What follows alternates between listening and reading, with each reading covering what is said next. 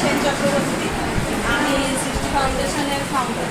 তো আপনি কত বছর এই ফাউন্ডেশনটা চালাচ্ছেন? এই ফাউন্ডেশন রেজিস্টার হয়েছে 2019 নভেম্বরের 4 তারিখে। তার দীর্ঘ প্রায় 5 বছর আগে থেকে আমি বিভিন্ন সংগঠনের সাথে সমাজসেবামূলক কাজ করছি। তো আপনি হঠাৎ সিপিডিএন নিয়ে আপনার ভাবনা কি আছে? সিপিডিআর নিয়ে ভাবনা, দেখুন সিপিডিআরের যে পরিচিতি, সেই পরিচিতিটা তো সিপিডিআর পরিচিতি পেয়েছে মানবাধিকার, মানুষের অধিকারকে যথাযথভাবে পাইয়ে দেওয়ার জন্য।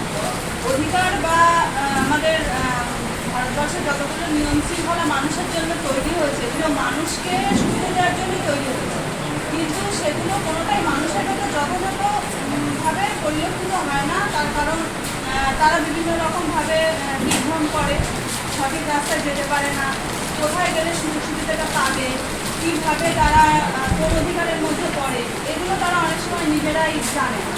তো সেইগুলো যাতে যথাযথ তারা পায় এবং তারা যাতে তাদের নৈতিক অধিকার থেকে বঞ্চিত না হয়, সেই জন্য আমি একটা পথপ্রদর্শক হিসাবে সিপিডিআরকে পেয়েছি এবং তো আপনি চাইছেন যে আমি পিছিয়ে পড়া, অবহেলিত, লাঞ্ছিত, বঞ্চিত মানুষদের পাশে আপনি অতপ্রতভাবে থাকতে চাইছেন, তার মূল কথা এটাই। তো আপনি আপনার নর্থ 24 পরগনা আজকের যে ট্রেনিং বা মিটিংটা হলো, তো আপনি স্বতঃস্ফূর্তভাবে সবাইকে আনতে পারলেন না, তো এর পরে পদক্ষেপ আপনার কী হবে? হ্যাঁ, এখানে একটা বিষয় হচ্ছে যে মিটিংয়ের তো একটা নির্দিষ্ট দিনক্ষণ থাকে। তো আমাদের এদিকটা এমনিতেই মানে বর্তমান যে পরিস্থিতি, বৃষ্টিপাত বিভিন্ন কারণে মহিলারাই তো একত্রিতভাবে কাজ করবো, বাচ্চাদের পরীক্ষা, বিভিন্ন রকম সমস্যার জন্য আমি সেই জায়গাটা করে উঠতে পারিনি। কিন্তু আমার মনে হয় না খুব বেশি দিন আর লাগবে পুরোটা পরে আপনি ঠিক করে দেবেন। হ্যাঁ হ্যাঁ, নিশ্চয়ই। তো আপনি চাইছেন যে আমি পুরো টোটাল উত্তর 24 পরগনার দায়িত্ব নিয়ে সিপিডিআর এর মাধ্যমে আমি কাজ করতে চাই। আমি স্বতঃস্ফূর্তভাবে কাজ করতে চাই। দায়িত্ব নেওয়া না নেওয়া ব্যাপারটা আমি এই ব্যাপারে বিশেষ কিছু বলতে চাই না, কারণ উপরমহলে যারা আছেন তারা নিশ্চয়ই বিষয়টা নিয়ে চিন্তাভাবনা করবেন। আমি চাই মানুষের ভেতরে পরিষেবা পৌঁছে দিতে উত্তর 24 পরগনা আমার হাতের মধ্যে, সেই জন্য আমি উত্তর 24 পরগনা নিয়ে স্বতঃস্ফূর্তভাবে কাজ করব। আপনি কোনো রাজনীতি করেন?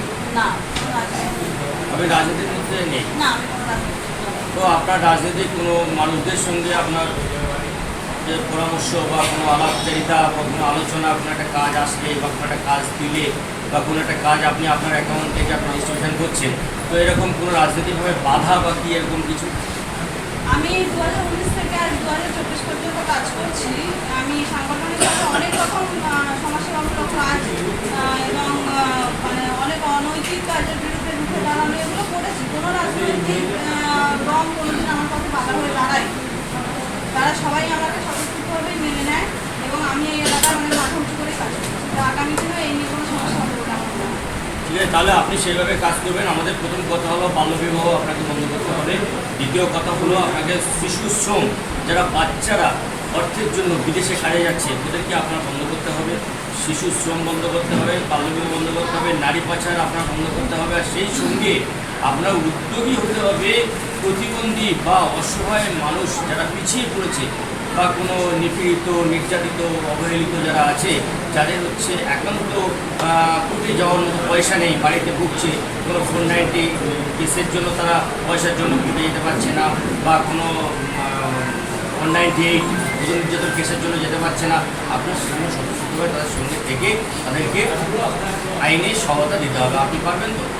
নিশ্চয়ই, এই কাজগুলোতে এর আগেও আমি করে এসেছি। এখন সিপিডিআর পাশে রয়েছে আরও স্বতঃস্ফূর্তভাবে কাজ করা যাবে, কোনো অসুবিধা নেই।